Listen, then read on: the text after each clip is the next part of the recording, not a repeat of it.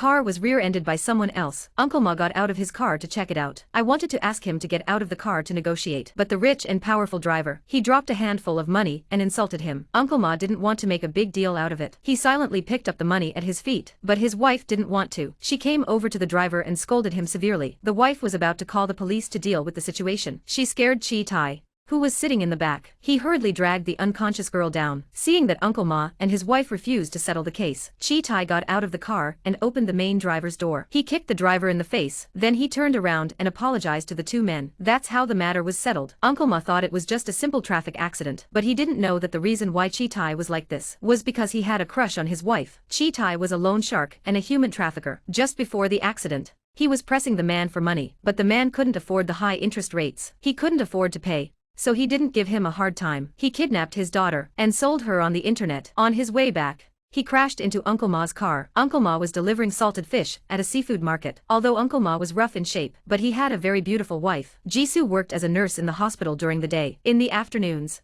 she would go to a restaurant to serve dishes. It was painful for Uncle Ma to watch. In order to feed and clothe his wife, Uncle Ma had to sell fish as hard as he could. But the reality was always harsh. The owner of the fish market was a man who liked to default on public payments. Every time he went to the owner to collect the money, the other side always took advantage of Uncle Ma's bullying. He found all sorts of excuses to get rid of them. Luckily, Uncle Ma had a good brother. Brother Bao, when he found out about his situation, introduced him to a big fisherman, Brother Luck. Brother Six opened the box. He took out a huge king crab from inside and told Uncle Ma that if he had him, you'll be rich and prosperous. If you order now, you'll get it in 3 months. Seeing that Uncle Ma was still a bit hesitant, Six pointed to the Maybach behind him and said, in just 1 year, you will be able to drive the same car as me. After a lot of hustle and bustle from Brother Six, Uncle Ma immediately paid for the goods. He even mortgaged his house. The next day was his wife's birthday. He took her to a fancy restaurant. He ordered a huge king crab. He told her that he had mortgaged his property for investment. It was supposed to be a happy day, but when he heard that Uncle Ma had mortgaged his property to make an investment, he was so angry that he couldn't even eat. I went home alone. Although he was angry, I still sent a message to Uncle Ma, asking him to come home earlier. But just as Jisoo finished sending the message, the doorbell suddenly rang. Jisoo felt that something was wrong. He went up to the door and looked through the doorway. A strange man startled him. Then the door lock slowly turned. Jisoo backed up. Suddenly the door to the room is opened. A strange man rushes in. Jisoo turns to run away, but he was stopped by another man behind him. He knocked Jisoo unconscious. The man who kidnapped him was no other than, it was Kite,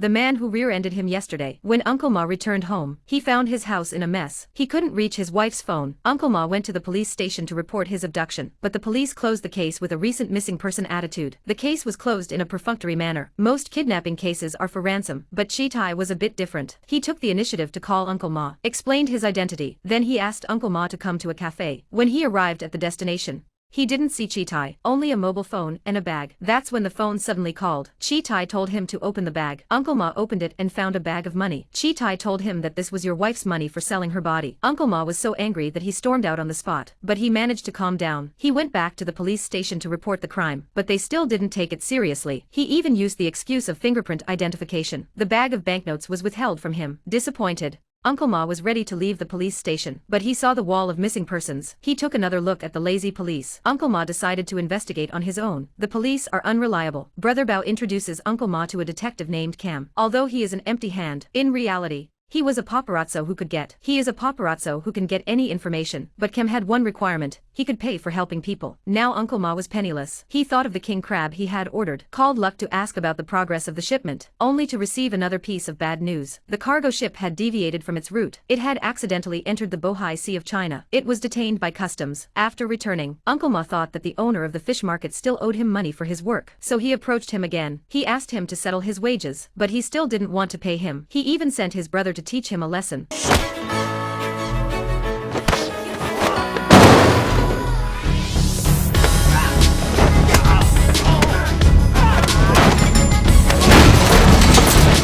Seeing how tough Uncle Ma was, the aquatic boss immediately handed over Shi's money. According to Akam's clues, they came to an underground casino. The boss's wife here had other clues, but the other party was just like the aquatic boss. They didn't treat Uncle Ma like a human being, and gave an order to expel him.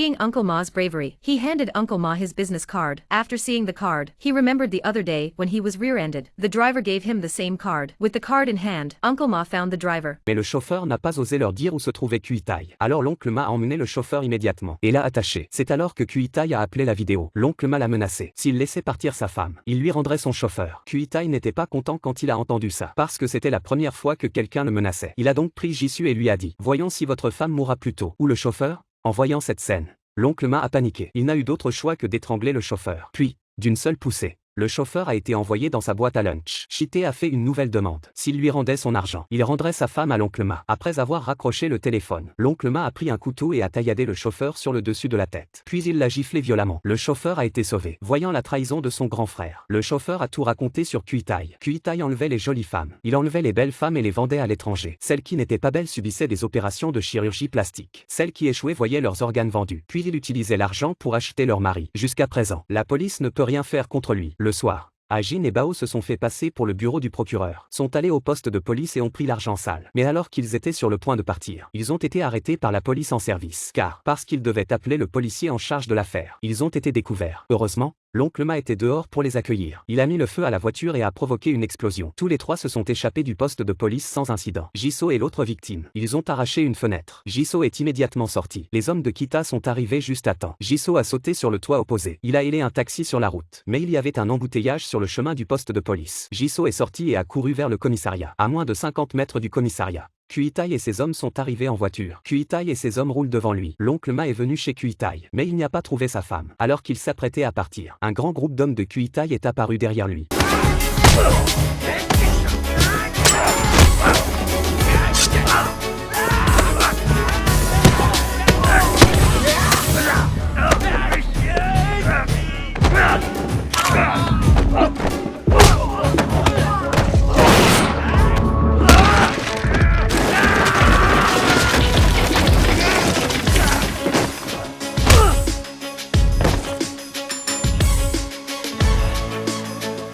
De cette façon, Hakim et Bao se sont vus. Ils étaient sur le point d'emmener un groupe de victimes. Ils les ont arrêtés avec des bâtons de bois dans leurs mains. Ils ont sauvé un groupe de femmes sur le point d'être victimes de la traite. Après que l'oncle Ma a fini de manger les petits caramels, il a trouvé la fenêtre par laquelle sa femme s'était échappée. Il savait qu'elle avait dû s'échapper. Il est donc parti à sa recherche. Il est tombé sur la voiture de Chite à la porte. Ils se sont tous les deux heurtés. L'oncle Ma a foncé dans la voiture de Chite. Dans la course-poursuite, la voiture de Kuitai est soudainement devenue incontrôlable. Pour éviter que sa femme ne soit blessée, l'oncle Ma s'est interposé devant la voiture de Kuitai en donnant un coup d'accélérateur. Il a percuté la voiture avec sa femme. Kuitai a immédiatement sorti une grande hache de sa voiture. Il a foncé sur la voiture de l'oncle Ma. L'oncle Ma l'a fait monter dans la voiture. Il lui a donné un coup de poing. Puis il l'a expulsé à coups de pied.